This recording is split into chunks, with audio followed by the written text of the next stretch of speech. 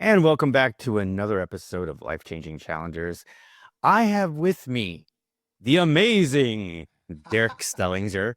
How do you do you pronounce your last name? Yeah, in North America, it's a Selinger. hard G. Yeah. All right, well, there you go, ladies and gentlemen. This is Derek Selinger, the amazing Derek Selinger. He is a immersive experience expert and a master magician. He has a wonderful, amazing TEDx talk out there, of which he provides some magic with his message. And we're going to get more into that a little bit later. But anyway, Derek, how you doing today? I'm great. Thanks for having me on today. Oh, no, the pleasure is all mine. So, Derek, can you tell us a little bit about your childhood, where you grew up, maybe what the complement of your family was, and what was it like to be Derek as a kid? Sure. Yeah, that's a great question. I grew up in small town Alberta in Canada. Yeah, a small prairie town. Not, my dad worked for the government, and it was a really lovely childhood. Very simple childhood, which is often the way growing up in smaller communities. In Canada, the rule of the land is hockey, right? Everybody plays hockey, and I didn't play hockey. I didn't. My parents made me a deal. They said, Derek, you could play hockey, or you could do everything else. You got to choose one or the other because hockey is so involved up here. So I was a really involved kid in a lot of different things. I was in music and drama, in different clubs at school. I played other sports. Just, it was a great childhood. Now, that being said, like many people, I had challenges growing up, and one of them was I have a stress-induced dyslexia, which is actually pretty challenging for a magician that has to keep things in order. I had a speech impediment. I was really embarrassed about the way I talked. I went to speech pathology classes with a professional to work on forming words properly, and that got me a lot of teasing when I was really young. So I actually lacked a lot of confidence when I was young, and if you would have told me back then that I was gonna be a professional on stage speaking to millions of people, I would have thought you were crazy because I couldn't even get out a sentence. Oh, wow. Um, but yeah, so that's kind of like a nutshell of what it was like, and I won't spoiler my origin story yet. I'll just pause there for a second. No. So, what age did you decide, or your parents enroll you in speech therapy? What age group was that? I would have been in grade 2. Right I was very early young, on. very young, just the elementary years are really difficult. And I didn't really start finding my legs until middle school and getting a bit older. Okay. So it was early on, and was that something that was fixable at that point, or was this something that was ongoing through high school? Yeah, it improved a great deal. I still have to be intentional with my pronunciations. The dyslexia thing is real, particularly when I get overtired or really stressed. I performed on Penn and Teller Fool Us on that television show, and I did a death-defying stunt there that keeping things in order was really important. Oh my God. So it's a bit of a word challenge that I have to manage, but I've been fortunate to have help when I was young and then learned how to manage it. Okay, I'm sorry, but I love that show, and so I need to just veer to the right for Sure, just a second. sure. So Penn and Teller are fantastic, and I love them. But any chance, did you got to meet Allison Hannigan? Oh yeah, yeah, yeah. She Is she she as cool as she's really, really nice and cool as she seems, or is she yeah. kind of like the star thing? No, she was super kind. She actually so I performed an illusion called the Deadly Gallows, which were 5 working hangman's nooses on stage, and it was, basically Russian roulette with these gallows, and she flipped the switch. Her reaction was great, and she was genuinely, like, nervous about it and really sweet. I loved being on stage. She was a big part of my piece. Yeah. Yeah, I mean, I'm not like she's n- she's not quite A-list, but I've loved her since American Pie. Sure. Right. I loved her characters. I loved her in Buffy the Vampire Slayer and those small parts that she's got. Whenever she's on something, I'm like really excited about it. And I think it's just because I kind of grew with her. So I had to ask. I'm sorry. I had to ask. Yeah, no, that's Uh, cool. That's cool. yeah, because obviously Teller doesn't seem like he's all that menacing, but Penn sure does. You, Is he you as know, big in real life too? Teller seems like such a small guy next to Penn. He's not. Teller is 6 foot tall, maybe a bit taller. So that tells you how big Penn is, right? And Teller has a really deep voice. They came backstage after my piece and talked to me. Teller's such a gentleman, and so is Penn. Of course, Penn's the very talkative one, but they were great guys. It was great to be on that show. All right. But I had to ask because I watched that show and I probably saw yours and I can't make the connection, but now I'm going to have to go back and look. All right. So you don't play hockey and you're in Canada. We've gotten this point where you're starting to get past your speech impediment. You're past in middle school. And is middle school where you started drama and music and stuff? Yeah, my mom put us into musical theater and all these other things, which I'm thankful for now because it really did develop a lot of my skills and pushed me through some of these barriers. When I was 8, my mom sat me down at the table and she could tell I was having a tough go. She sat me down and poured me a glass of milk and she said, "Son, you're special." Now, that's something all moms say to their kid, right? She said, "No, no, let me explain to you something." She said, "When I was pregnant with you, I was electrocuted." So she was shocked. She didn't die. So the technical term is shock, but 220 volts of live electricity grabbed her, and she was showing a lady how to hook up the stove and grab the live wires back there.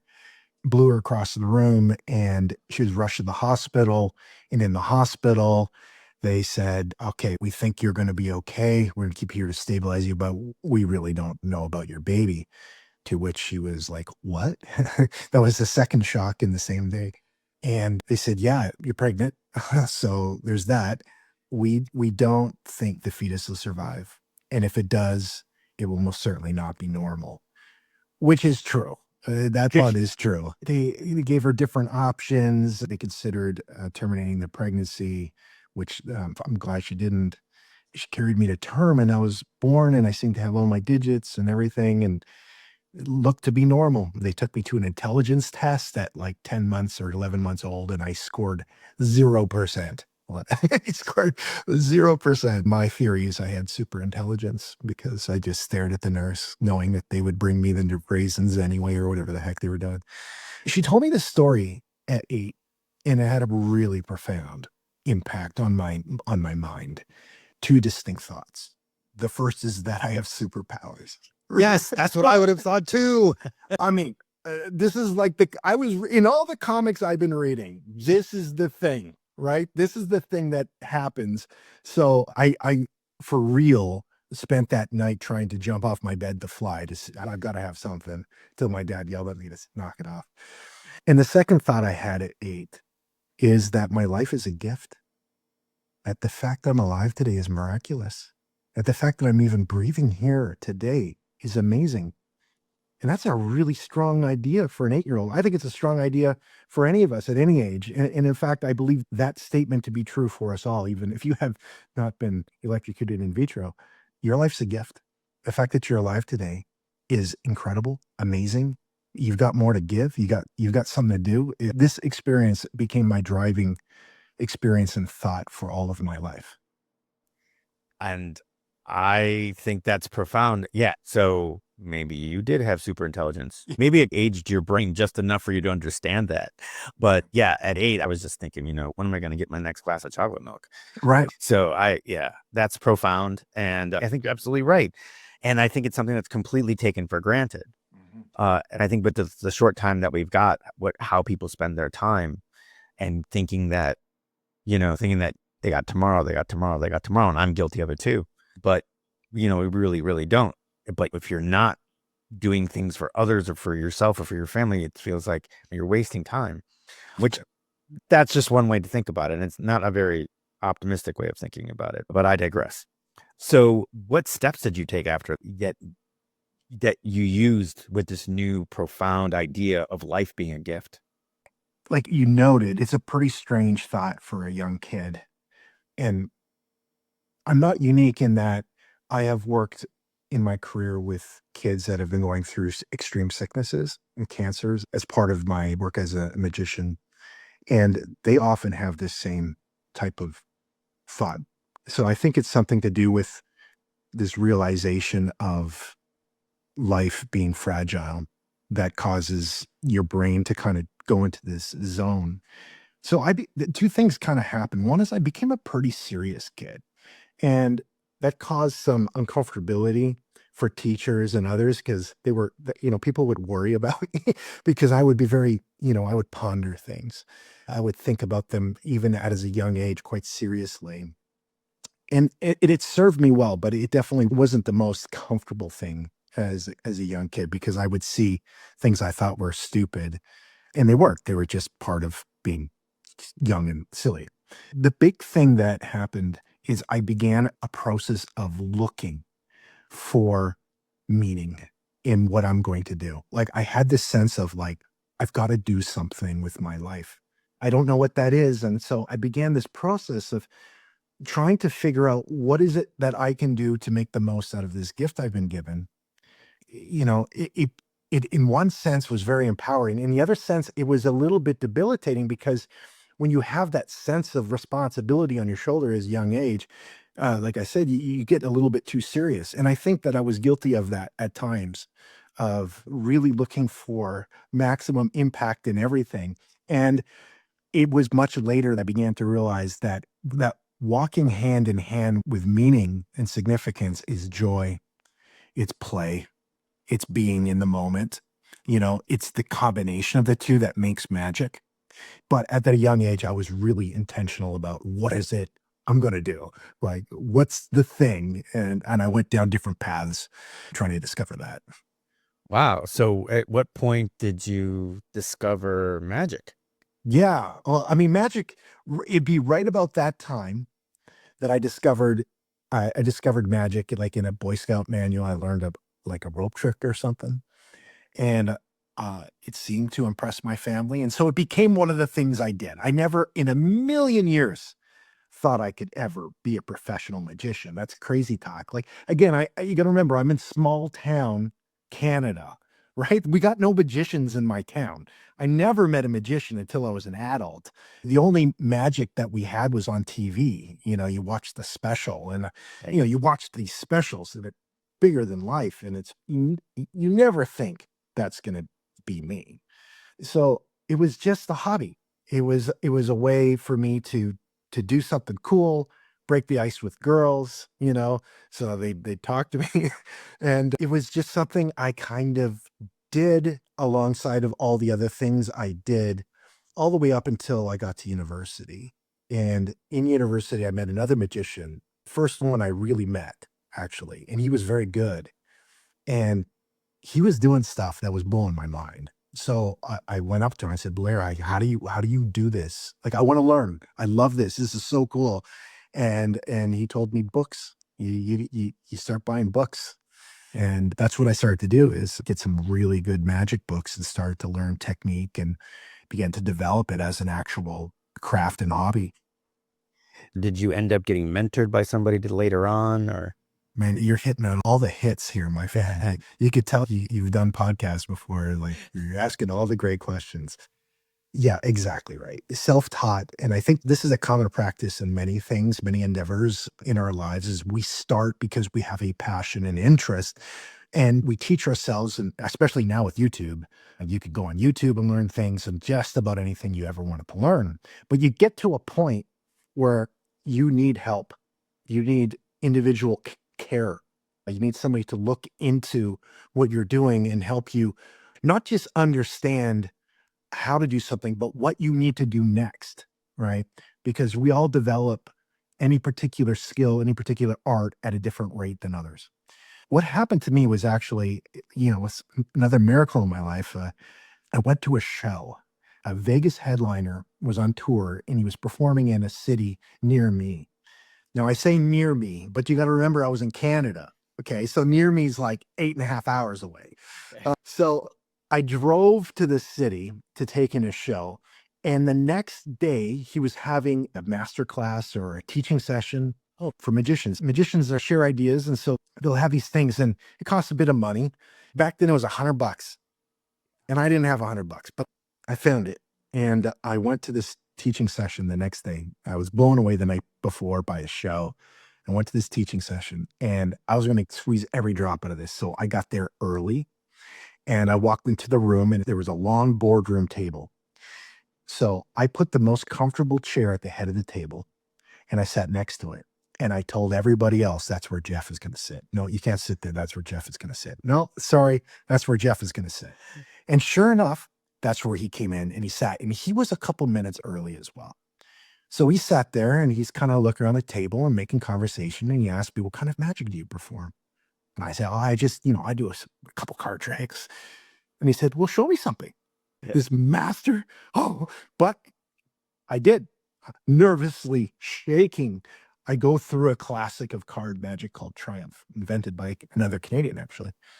And I perform this piece of magic. And he said, really good. And he gave me a couple pointers and he told me a couple things. And then he went on and taught his class. And at the end of the class, he turned to me and he said, I think you need to come to Las Vegas to study with me. I was like, what? He's like, yeah, I think you should come to Las Vegas. Here's my direct line. Give me a call. You need to come and work. I was blown away. After I left, it feels really nice to have someone recognize that maybe you might have something. I talked to a friend of mine and I said, could you believe this? And they said, when you go? And I said, go. Are you crazy? I'm not good enough yet. I'm nowhere near good enough to go. And my friend said to me, you're an idiot. This is a once in a lifetime opportunity. The offer it's there for you now. If you do not go, you will regret it the rest of your life. And that was exactly what I needed to hear. So I found the money to go to Las Vegas and I went down and I started to sit at the feet of masters, absolute masters, because Jeff McBride wasn't the only one feeding into my life. And also Eugene Berger, and then Lance Burton came by, and Mac King came by, and Jonathan Pendragon came by, and all these legends of magic would come by his house as we'd work on magic. And that's where things started to really take off for me, because I began to see the art form as high art. A lot of times you think of magician, you think of Bobo the Clown with his nose and he's for kids and that's it. But there's a group of people that take the art form extremely seriously as a method of communicating important ideas. And I found that with these people, and they helped me really develop my craft. That has got to be an amazing community. Mm. You know what I mean? Because, obviously there's a lot of competition in that. And as the competition grows, then, you hear about it. I'm not so sure about the rumors or everything, but it sounds like that there was a community and you were okay sharing your secrets, which are not secrets, they're techniques, and that just making each other better. It's just kind of in my community as well, in the endurance community, because most of the time we are not, it's only the top 5% that are actually competing at a level that get paid, that take home trophies, that, that That's right. the rest of us are just trying to beat the last time, in a certain race in a certain distance. So I imagine it's somewhere around the same thing. Maybe you could tell me a little bit more about that. There's a certain point where, okay, I've mastered this technique. Now I can take that one step higher. And that's your goal is to keep getting better with better and higher techniques. Am I getting about the gist of it? Yeah, I think so. I think you've explained it well. There are secrets that are protected. For example, I have a piece that I've developed that I performed for Jeff when I performed at a show in Vegas. I haven't told him how I do it yet. He doesn't know exactly how I do it, but he hasn't even asked me because he knows it's my secret.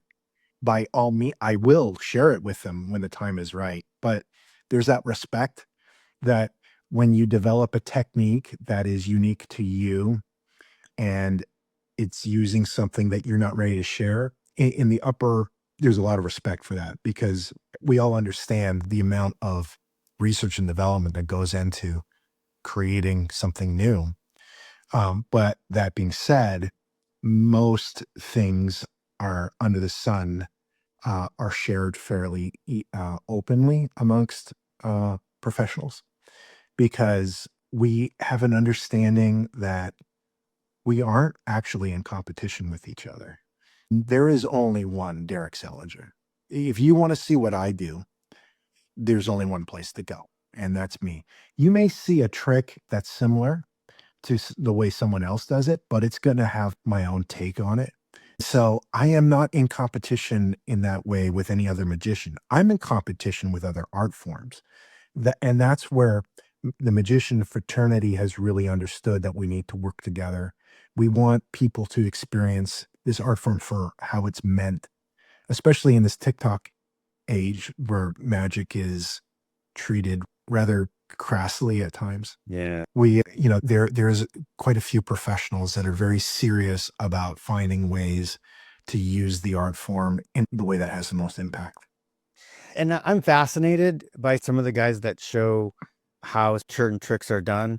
And what I've noticed, it's little bits, right? They're Yeah. never these outlandish things that, I saw Chris Angel put a cigarette through a quarter once. Right. He walks up to this guy and he says, "Give me a quarter, give me a thing." And it looks like he puts it in the quarter, comes out the other side. It was so cool. Nothing that big, but little things like, "Hey, let me show you how to make a card disappear." And Sure. basically you hold it here and you pop it out here, and it looks like it's gone. You Yeah. use your hand here, and you pop back up. Little things like that, and I think that's great. Now, I don't search for it, but Yeah. when I see it, I love it, and I'm glued to it. Are you finding, is there anybody out there that's kind of going against the grain and showing some of the bigger stuff? Oh, I mean, this is a really hotly contested topic in the community because some people are all for it, like just expose it all. It doesn't matter. It'll force us to grow. I understand their argument. My argument against them is the kid in grade 4. See, when I was in grade 4 and I learned, I had a couple magic tricks, I'd go to show and tell and I'd do my thing, and the kids would be like, wow, that's cool. And that encouraged me to continue to pursue the art form. Right. So now that kid in grade 4, if he goes and does that for his friends, the first thing they're going to do is go on TikTok to see how it's done. Now, what's the likelihood of that kid having the courage to go and learn more? Very low. It's very low. That's what I'm worried about. They're not going to hurt me. I don't give a listen. You could know exactly how I do something. It doesn't mean that you're still going to enjoy it because you understand the lifetime of practice I've put into it. And so there's a respect for me as an artist, just like, any art. You can understand how a painter, is able to paint something. It doesn't take away the magic from it because part of the magic is in the doing of it. Now, when you get to the professional levels of something, that works great, but it's the beginners I worry about. The magic of AI, it's what is going to encourage a kid to learn how to paint when you could just put a prompt in and create a masterpiece in a click of a button, right? These are the problems our current technological age are facing. And what magic does, amongst other things, what magic does is it reminds us of what it means to be human, and that relating to each other happens on a level that can't be explained. And it's not even helpful to explain it, just like we can't explain love. Like we could see it happen, the chemical reaction, but we know that something more profound is going on. So trying to deconstruct everything in life destroys mystery and destroys wonder. And that then takes away joy, right? Takes away that impulse to dream. I 100% agree with you. The AI generation with the ability to create an image out of a prompt. Now, don't get me wrong, there's a little bit of an art form to getting the Sure prompt there is. correct. And when you get it, you get a spark of joy. But the problem is it's gone. I remember being in drawing class and I was horrible. But the minute I got something just a little bit better than I did last time, that would last a long time going to the next class where I was able to take that one little bit that I was able to accomplish and do a little bit more. And it just work out. Same thing, I was big into photography, getting the light right. This time, the light was here and it created these shadows. And this time it was here, it created these shadows. Whereas today it's like, let me try again. Let me try it again. Let's put it over here. And you get instant gratification with digital film, which I don't know if that takes I just think we can make more of it, but there's Mhm. still, you still got to line up the light. You still got to make sure that it's correct. And then going into editing is, to me, is joy too, Mhm. to then enhance it, and create special effects. But when I can just, say, oh, I'd like to see, paint me a picture of semi-realistic of a zebra in a spacesuit in outer space walking on the moon, and then you get it and you're like, oh yeah, that's exactly how I pictured. Wonderful. And it's over. There's You know, no one like hard work into it. exactly. One of the deepest secrets of performance magic. The masters know, like the real masters of magic, know that the magic, you need a good trick, but it doesn't have to be complicated. The real magic happens in the area of story and relating to your audience. That's where it really happens. I can do the simplest piece of magic. In fact, I still do it. There's a trick where it's called sponge balls. Okay. And it's these little sponge balls that multiply in your hand when you squeeze them. It is a trick that I learned forever ago. It is not a complicated trick. It has a spot in my premiere production. That simple trick because of the story it tells. The story is profound, and then the magic accentuates the deeper magic of human connection. Storytelling is big time. And Mhm. I know, I mean, I think I've seen that trick a few times doing with other people, and you're absolutely right. Yeah. When they sit there and they talk about it, it just makes it that much better. But that's that trick where you have the thing, and then all of a sudden it's like shakes his hand, and he's got two, and then it's three, and then it's Right. five, Right. Yeah. and so that's a great trick, and I love that trick. So yeah, I get that. That's absolutely amazing. So how long did you? What is an intern maybe with Jeff? Study with. Yeah. I still study with him. Oh, I talked to him yesterday. I talk to Jeff every month, and I have done so my entire career because mentorship matters and it's important. And sometimes, like, I've had mentors, and I'm a filmmaker as well. So I've had filmmaking mentors and I've had movement mentors, and I train martial arts. I had martial arts mentors. And those different ones kind of ebbed and flowed through my life. But Jeff has remained very consistent because I continue to pursue this art form. And he is a living legend in the art. So obviously, I will take any time he is willing to give me to help me continue to grow because I think that's the thing that you realize. I consider myself to be a master of his art form now. And there's a few tests that you go through to know that. But even as a master, I'm still a beginner.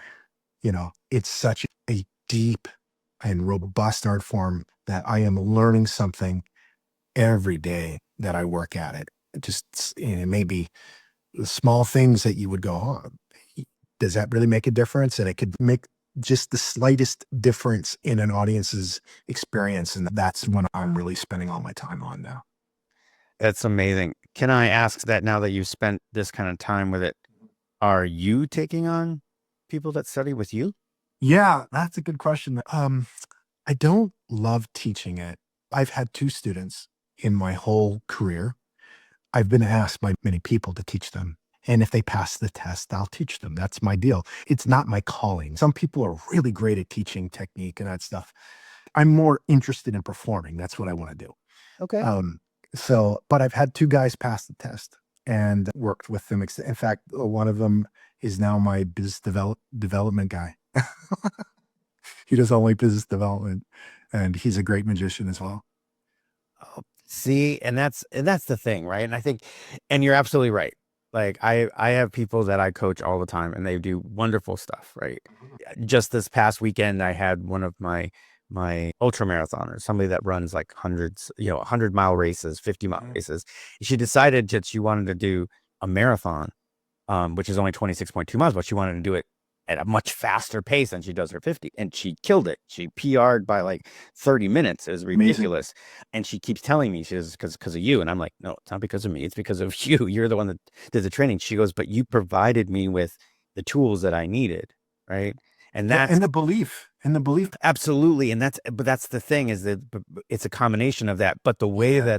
the way that I bring her plan, the way that we go over things is what's going on with her body during the training, what's going on at that point. Not everybody. has the patience to do that.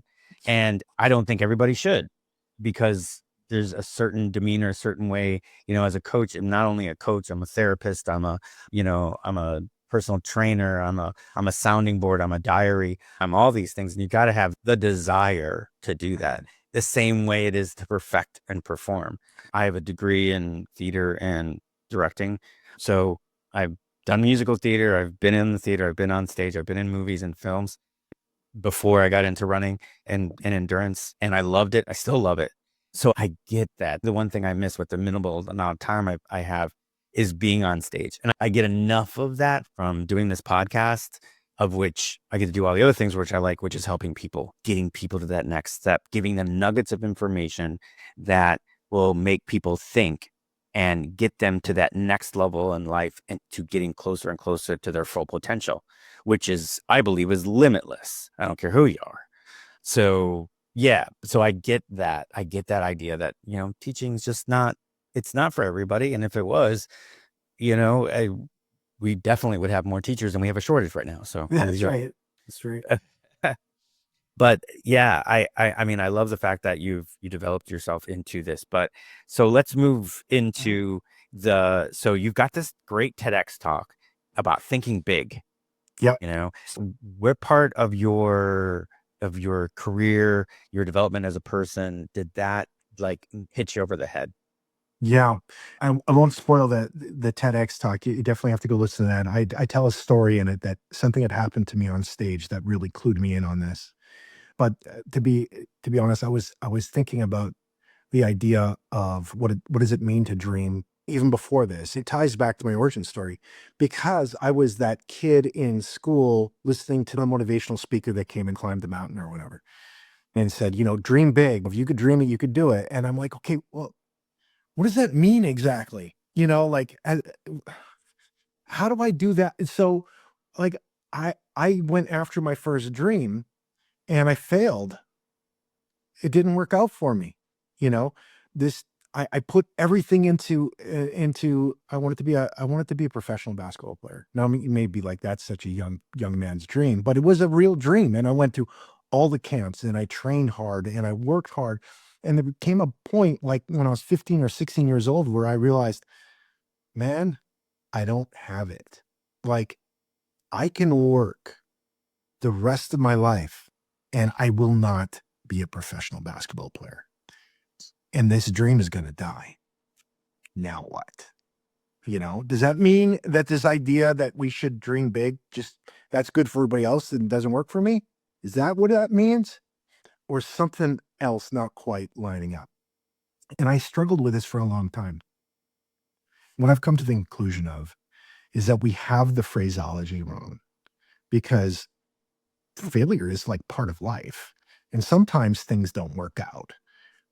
But it's not never give up on your dream, because some dreams die. But it's never give up on dreaming, never give up on the process. And there are times I have friends who are in endurance sports, right? And, they're not going to be the number one Ironman person on the planet. They're not going to do that. My accountant, Kevin, is like an awesome Ironman competitor, and he's over 50 and he's creating personal bests. So he's reframed the dream for what he is trying to accomplish in his life. Now, if he framed it as, I'm going to be the best Ironman competitor and win the best one amongst all the people on the planet, that would not be real, right? Because of limitations like age. But he just kept dreaming, and that sometimes you have to reframe the dream. And there's nothing wrong with that. Like, we get this image because we watch the Oscars or somebody reaching some pinnacle moment that is we hold up as the ideal accomplishment.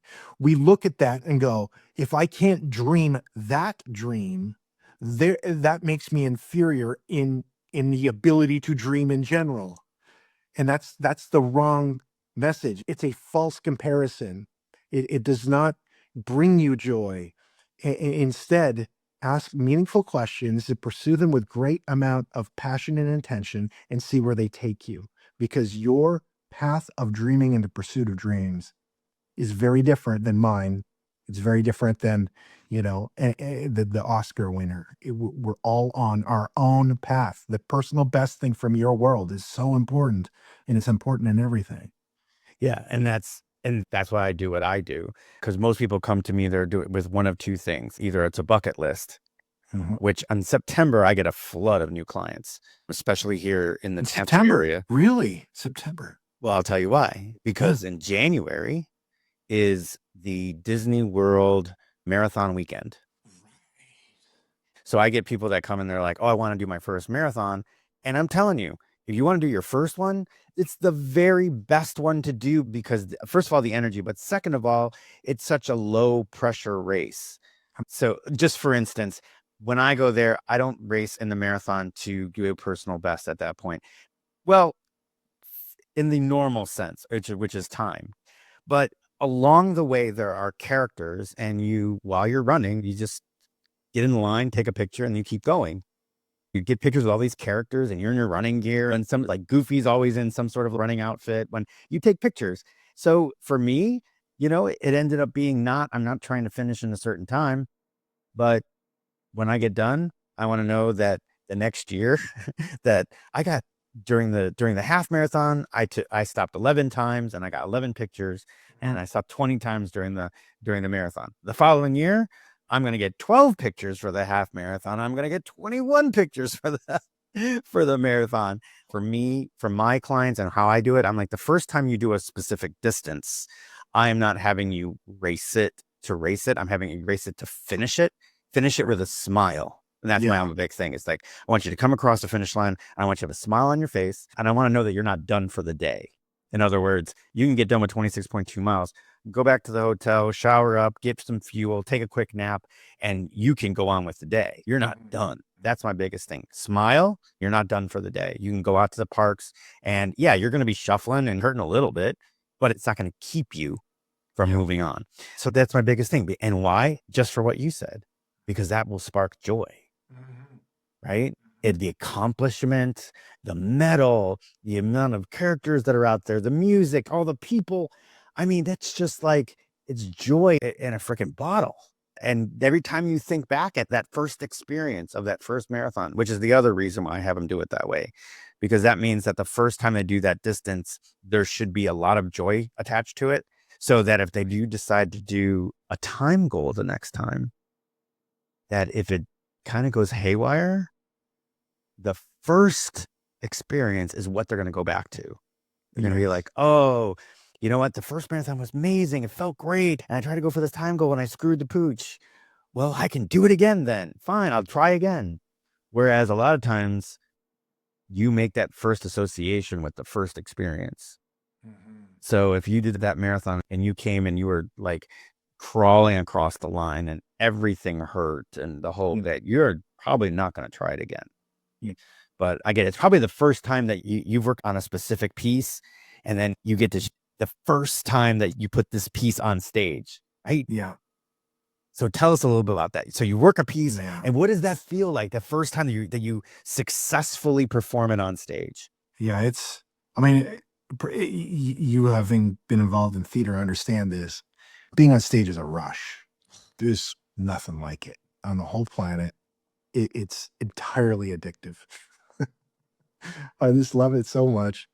And magic heightens it, right? Because you're doing things that are impossible. There's lots of things that could go wrong.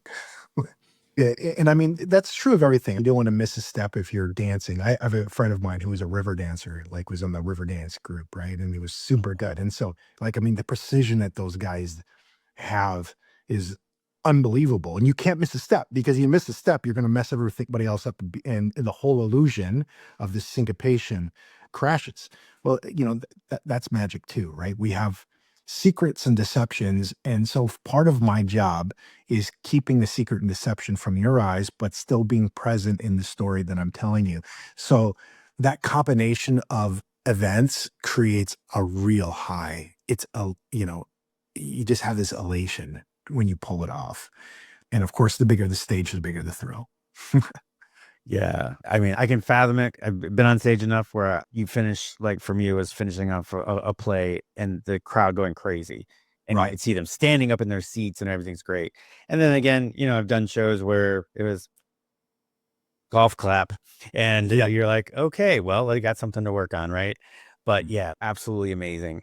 So let me ask you this. If there was somebody out there, whether they're a kid or maybe early adult, and Mhm. they've been watching magic for a long time, what would you give them as the advice? I'd like to really give this a try. What would be your first piece of advice to someone that's never done anything before, never done a card trick, but really just loves the idea of it and wants to give it a shot? What would you say to them? Yeah, I would suggest there's magic clubs Okay. all over the world, and certainly North America. I would highly recommend, not as much as you're gonna be tempted to go onto YouTube and TikTok and watch everything you can. I would highly recommend not doing that, because you're gonna burn out your creative mind watching everybody else do things. Where if you're able to to learn with a degree of precision, I think you're gonna enjoy it more. I mean, so there's International Brotherhood of Magicians, or Society of American Magicians groups in every city in America. I would get onto the website and see where the local club is and go hang out with those guys. You're gonna find out real quick that all of us magicians are big nerds, right? We're big geeks.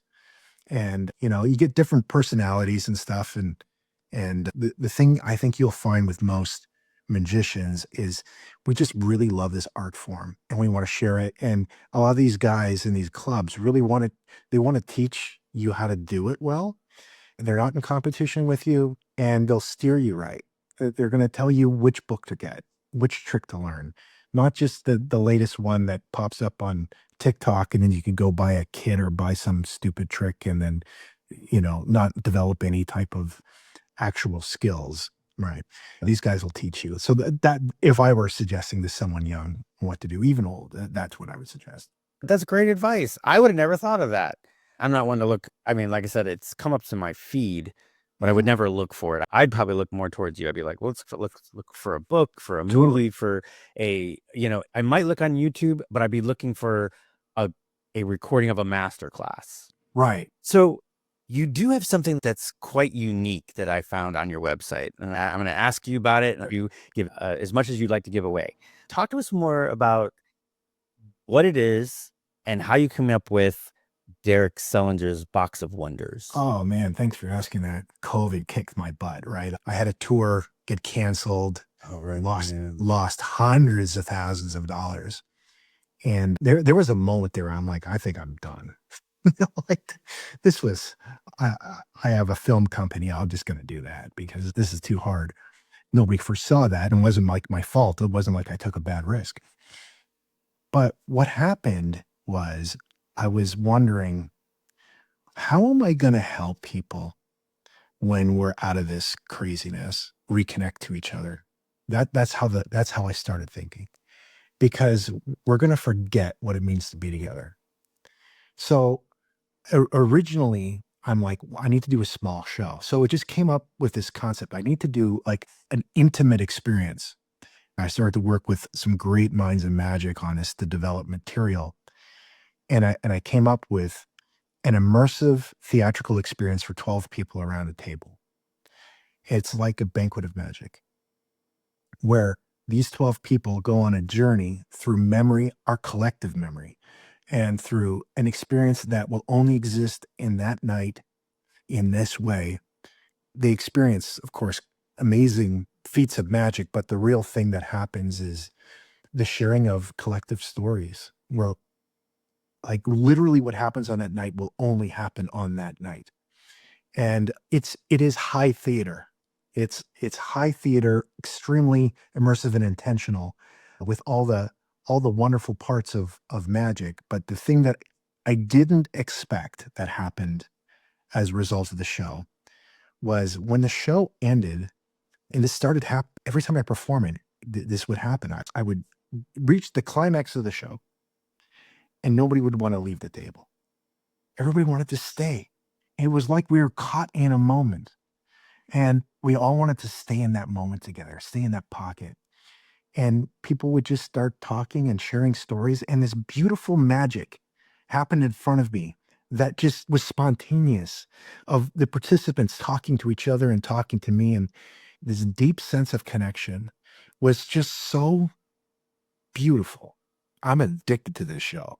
I love performing the show, to the point that I'm willing to sacrifice all of my big shows forevermore just to do this as much as possible, because something happens when I'm in a big room, and I perform for like 18,000 people at once live, and then on television for millions, but like 18,000 people, for example. I'm not looking at anybody in the eye, right? You're just pushing energy out there, and you're hoping it lands, and you're believing it will because you've put work into it. But when I'm sitting at a table and I'm looking into your eyes, and we're having a moment together where you're understanding what I'm saying, not just with the Shazam of it all, but with the story that I'm telling you and how we're coming together, there's something so deeply fulfilling about it that I think I found my calling for the next 20 years. Yeah, I'm going to do this. And it's super exclusive. Like my mentor, Jeff McBride, said, Derek, do you understand how exclusive this experience is? If you perform this twice a week, every week for the rest of your career, you're going to have less than 40,000 people that ever see it, ever. And I like, that's both a kind of a sad thing, but also so beautiful, because it means that for those people, it's going to have deep meaning. Okay, well, I'm bringing a couple people with me. I'm just that fascinated with it. I just love the way you talk about it. It's something that's needed so badly Yes. right now with social media and with the division in our world right now. It's so needed for us to actually have contact with one another. You know, Yes. we complain about traffic here and there, but that's mostly like work and errand traffic. Every other weekend, somebody was saying, "Hey, come over, play cards," or "Hey, let's get a board game out," Yeah. or something. It was coming back. Right before COVID, there was a lot of this stuff that was coming back. People were having house parties and barbecues and the whole bit, and it was starting to come. And then COVID happened, and we were like not allowed to do any of that stuff, and we didn't want to get sick and blah blah blah. And it hasn't come back yet. You know, Yes. I guess the bars and stuff for the kids that's still happening, but a lot of this other things, these backyard barbecues and things like that just don't seem to be as prevalent. And you know what I really can't stand, and this is even before COVID, but when I was a kid, we played sandlot baseball, we played sandlot football, we get the soccer ball out, we do that, and it'd just be like, "Hey, I'll meet you in the field in 5 minutes." That was it. It was no ifs, ands, buts about it. Now people talk about playing football together, and one of them, and they're both at their own home playing Madden over the freaking internet. And I'm like, that's how you play football? And to tell you how like profound this is for me, I was doing the New York City Marathon, and it's on a Sunday. On Saturday, I was doing a shakeout run, and I was going through this park, and these kids were playing sandlot football. They were just out there just hiking the ball around, and it was like 5-on-5, and they were just having a great time. And it was sentimental to me going back to my childhood, but it was so few and far between. Like I don't see that every day, and that really makes me sad. And I think something what you've got going on here really kind of touches on where we need to be. We are social animals. Yes. We belong with each other, but Nailed it. a lot of our technological advances are keeping us from, touch. And then then sociological ideals that are becoming bad. When I was a kid, you never thought twice about being at the park, chilling out, and an old Yep. guy was sitting on the bench reading a paper or feeding the ducks or just hanging out looking at the kids. And you never thought twice. You never thought that was harmful. But Yep. now it's like you see somebody sitting there just enjoying the sight of kids playing, and all of a sudden he's a creeper and he's a sex addict and he's a pedophile. And I'm like, it's just not true. Yeah. And but now you got to watch it, you know? Yeah. And It's we so need to true. somehow get that back. And I think you're on the wavelength here of 12 different people or 6 couples or Yep. parties of people, and just sitting around a table, getting to watch some great magic and then discussing and having real connections. You're back like in the 17 and 1800s, aristocrats would do these things called salons, Yeah. right? Where you'd come to someone's home and you would discuss important matters in a civilized way. We can't do that now. Now everything's so polarized. If you disagree with me, and then I'm going to yell at you and tell you that you're evil. Uh, so we've got that problem, but I think the problem is deeper, as you've connected to that. But what we actually lack is the ability to tell each other important things and important stories. We don't know how to tell each other our stories anymore, and we don't have opportunity to do it.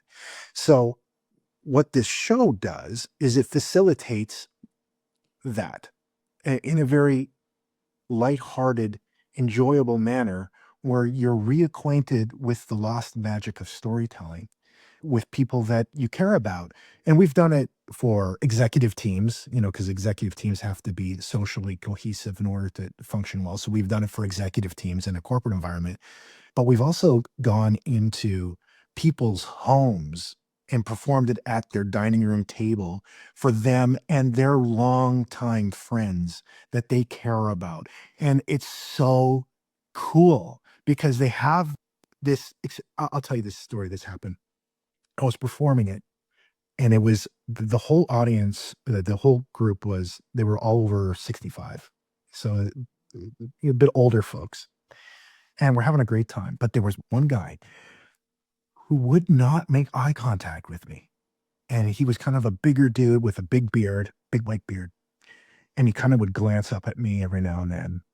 And then he'd look down. He'd glance up and look down.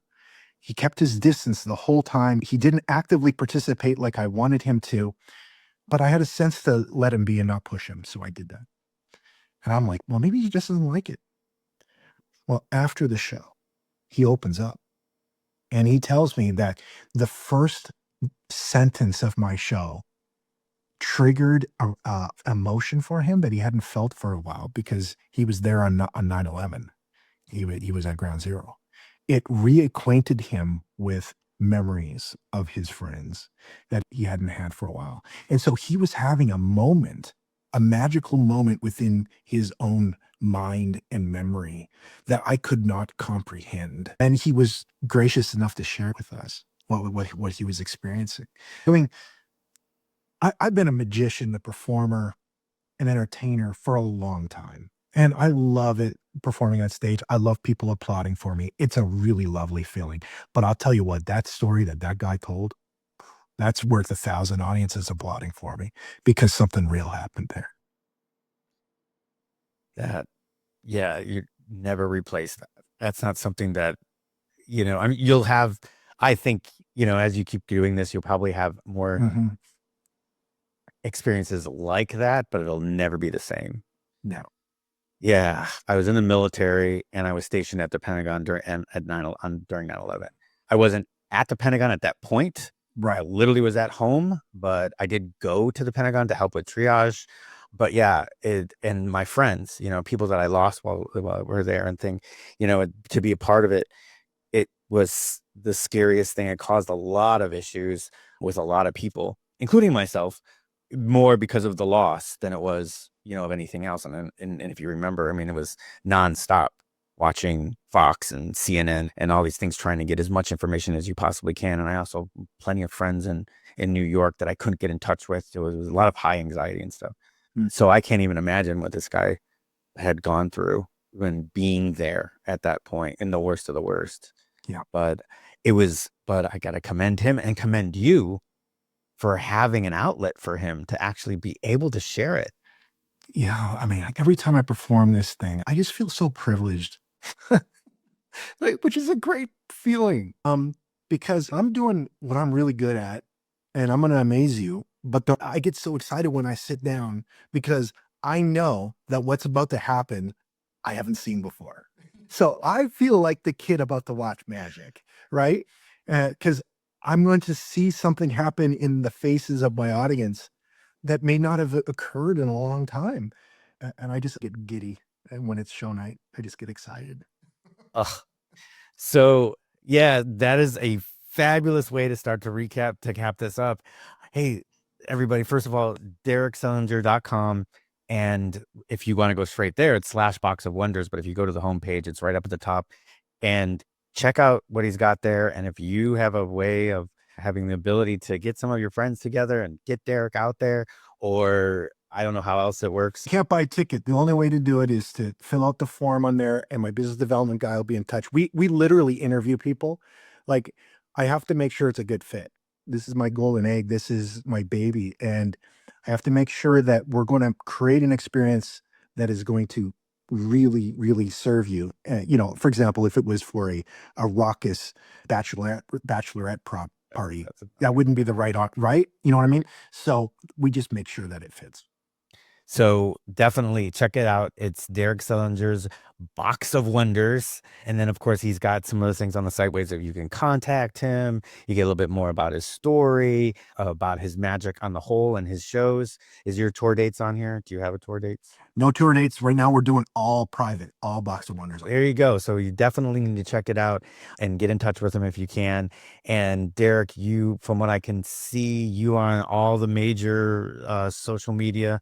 So we're going to put all those links in the show notes. We're going to put his website on the show notes. And I can't emphasize this enough, but he has got a TEDx talk, and I'm going to link that too. That is a must. You need to see this.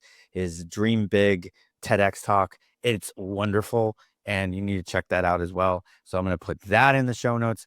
Everything, all Derek, all the time, in the show notes. And as I've told you, the rest of you, I always do a separate blog post on this. So I'll put a couple of extra nuggets in the blog post that goes along with this episode. So you can check that out on lifechangingchallengers.com. If you're watching the YouTube channel, please go ahead and hit the like, subscribe, and notification bell so you always know when we drop another episode. And if you're on Apple or if you're listening on Spotify, please go ahead and, get us a little review. And it doesn't have to be a good review. It could be a bad review. I'll take all the feedback I can get, but just give us, just have something. And not only do you get to have a piece of history written on Life Changing Challengers, but you also help the podcast evolve. So I really appreciate that. Derek, thank you. Thank you so much. This has been a ton of fun to talk to you. And it's going to be an amazing episode. Can't wait for it to get released. And yes, thank you. Keep doing what you're doing. Keep making those dreams. And you as well. I really appreciate this conversation. So thank you, and to your audience as well. Thank you again for Derek and myself. And we'll see you in the next one.